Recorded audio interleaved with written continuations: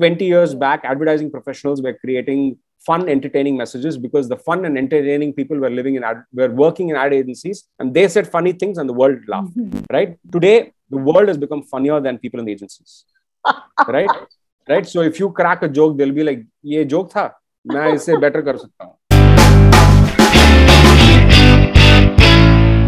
Welcome to my show, Jagged with Just Ravi. Happy to be here. Okay, so now we move to solo theater. That was once solo theater, then now today it's a stand-up comedy, and now you are nurturing talent. Not now, I mean, since couple of years, also nurturing talent through Comics Stan Semmappa. Yeah. So, what would you like to share about this? First of all, I think one of the first things is that a society's ability to encourage humor is the greatest indicator of how much progress is the society willing to accommodate, right? Because humor is one of the key drivers of change, because every joke is something that changes. Like a joke is what I take you in a direction and then I change the direction and you're surprised. And when you're surprised, usually you laugh, right? Like whenever you laugh, you are falling off something. Right? What is laughter? Laughter is loss of control. A momentary loss of control. Right? When you're losing control, it's almost as if you feel as if you're dying. That's how you lose a breath. Your breath changes. Right? When you fall, your breath changes and you feel fear. When you laugh, you're like, whoa, I didn't see that happen. Right? So that's why people sometimes fear comedy, because they'll sit like this saying, "Ha, acha, mujhe hasao." Because he's not willing to allow himself to become vulnerable. Because when you laugh, you're absolutely vulnerable. You're allowing yourself to become. You don't laugh in a certain way. You laugh like the way you ran when you were a child. You laugh haphazardly. You laugh ungracefully.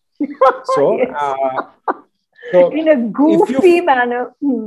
Goofy manner, absolutely. It's the like, for instance, I use this word a lot, which is silly. Right? Humor is celebration of silliness. Silliness is the most important thing in life, because silly is what makes a child or a baby laugh. You can't go tell a baby jokes. You have to become the story. You have to become goofy. You have to become stupid. You have to become 25 different things. You have to speak in languages that you think are stupid and idiotic for a baby to laugh. Right? So that is the power that comedy can harness. And therefore, every comedian, whether they're a good comedian or a bad comedian, the intention of a comic is to make people laugh. Because when people laugh, their inner selves come out and you can make them think. You can actually make them think. Because otherwise, they're so careful that they won't allow their opinions to be changed. They are their most straight-jacketed, rational selves. When they laugh, with defenses. So when they laugh, they become silly. They open up their heart a little, and then you can make them think something that they didn't think of. You can seed a thought. It's literally that opportunity where you can open something and put something in. You can put medicine in. You can put poison in. You can do anything. Wow! So laughter is a very dangerous thing. If I make you laugh about something, I can make you think about something. Right? So in that sense, I think in the last 10 years, when stand-up comics have suddenly become important in the society, like everybody has at least one favorite stand-up comic. Right? So you not only listen to their jokes, you'll start listening to their thoughts. You'll start listening to them process the way political news is perceived. Stand-up comics have suddenly become popular, and school children are saying, I want to become a stand-up comic. Mujhe bhi karna hai. Then it means an entire generation of people are out there who are driven by this young thing. It's like, I always compare it to rock and roll music in the 1930s and 40s in US. Right? Parents used to fear it. The country used to censor it. And therefore, it used to be done in underground. It used to be done in underground caverns, clubs, and it became like churches used to say that it's devil's music. The more you make it that, the more young people are excited by it. Yeah. Right. And that has happened with stand-up comedy. Today, the time for comedy has arrived in this country because a younger India wants to question the norms. A younger India wants to talk to power. Younger India does not want to listen to power. Right? Younger India is not living on WhatsApp forwards. Younger India wants to go make a reel and talk to power. Right? So in that sense, thank God for that. Thank God for the youngsters. I think God bless the youngsters, because my up to my generation, I think we're all dense, culturally conditioned, extremely fearing, very, very obedient children of society. Guilty. Yeah. All of us have tick boxes left, right, and center, and we are wondering when we'll get our award spirit. Nobody's going to give us award spirit. It is just stupidity, and it is the lack of imagination. But younger people are so much more aware. A 19, 20-year-old is able to tell me why my joke was stupid or idiotic, or why what I think is actually outdated and not in touch with reality. Because they are much more in touch with reality. They are much more in touch with their own authentic selves at a much earlier age than my generation ever could be. Youngsters have taken to it. Youngsters will use stand-up comedy like a potent weapon that will help them in life. They may all not become stand-up comics, but they will use humor very, very positively. That's why you see in the last 10 years, in the last 5 years, you'll see more memes, more reels, more entertainment, more content, which is funny out there. And you'll realize, I never thought these people could be funny. You'll realize housewives going out there and dancing in reels, dancing, showing themselves off and enjoying themselves. You will find everybody trying to evoke a certain entertaining response from people, which is at some level, it is learning to allow yourself to be silly, to be stupid, to be seen as somebody who can make you laugh. And it's the most attractive trait today in human beings. Oh, that person makes me laugh. I love that person. You love a person who can make you laugh because you feel that they want the best for you. They want to make you laugh. And sometimes when you get angry with a comedian, you have so many other people coming to our defense because we made them laugh. Yeah. And that's the greatest joy a clown can get. Yeah.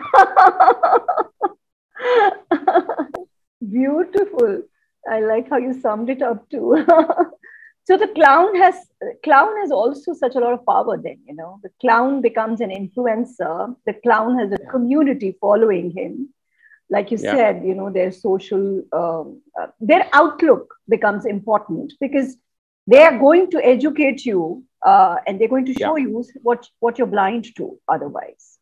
So I want to look at, what is this treasure of insights that advertising and marketing can benefit from? Because, they always want to dip into popular culture and make quick connections because popular culture has a huge, tough relationship, strong.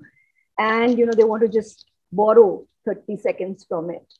That also content creation and marketing, content creation and branding, because this is again another area where it's like a marketer feels that they're losing control. Typically it's been, I decide now I'm going to communicate and I'm going to try and connect you. I've already understood you and now I'm going to persuade you. Now the content creation, it's like, people are deciding, people are going to co-create. So that aspect also. And the role of vernacular in this, because I want to get into the Southern culture also.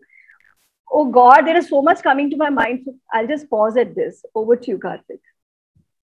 There's a very structured way of looking at it. You need to just go through certain rules in life. First is that local rules, right? Local is everything, right? Nobody wants to be seen as only international. Everybody wants to get as local and relevant as possible. So the most relevant news is the most powerful news. So how do you create relevance is what every brand communication wants to achieve. Second, like you rightly said, 20 years back, advertising professionals were creating fun, entertaining messages because the fun and entertaining people were working in ad agencies, and they said funny things and the world laughed, right? Today, the world has become funnier than people in the agencies, right? Right? So if you crack a joke, they'll be like, ye joke tha, main isse better kar sakta hu. Right? So therefore, agencies today have to create mediums where audiences can participate and create a message. An ordinary consumer buys your product, tries it out in an Instagram video and says, actually, this worked for me. Who's not an influencer. They're not trying to, they're literally saying, this worked for me. मैं आपके साथ share करना चाहता हूँ. That becomes a very, very powerful conversation that a brand has the opportunity to create. So therefore, any brand that has created a marketplace where consumers drive the brand conversation, consumers decide what is good. Like Amazon Marketplace has created that. Customer reviews everything. Customer reviews take that product and create an ecosystem there where customer reviews take that product up or down or as it may be. And therefore, the microsphere that Amazon has created is very, very valuable because it's completely customer driven. Let that honesty be, because the truth is out there. Just because Ranveer Singh said those 3 words doesn't mean the whole world thought that that's what is of the product. Ranveer Singh said this because he got paisa to say it. We all know it. 20 years back, we didn't know that. 20 years back, we thought that, acha, Amitabh Bachchan yahi baniyan pehanta hoga. Today, we know that, acha, he doesn't wear baniyan. We know that. But ad mein wo baniyan pen ke aata hai. You know, he says, we know that Amitabh Bachchan wears a toupee, but he sells Brahmi oil. You're like, kahan dalte ho aap Brahmi oil? Matlab, so we know that the emperor has no clothes. We know that. You can't hide the truth today anymore. You can't, like, there's a saying in Tamil which says that you can't hide an entire pumpkin inside your rice. Right? You can't hide a pumpkin. The pumpkin is out there. Yet. Okay. So thank you, Karthik. You've given us such nice, effortless, yet so deep conversation and insights, and, you know, got to know you also much more. And it's been amazing, you know. Pleasure has been mutual. Yeah. Thanks, Avi. Thanks for engaging. This was really meaningful.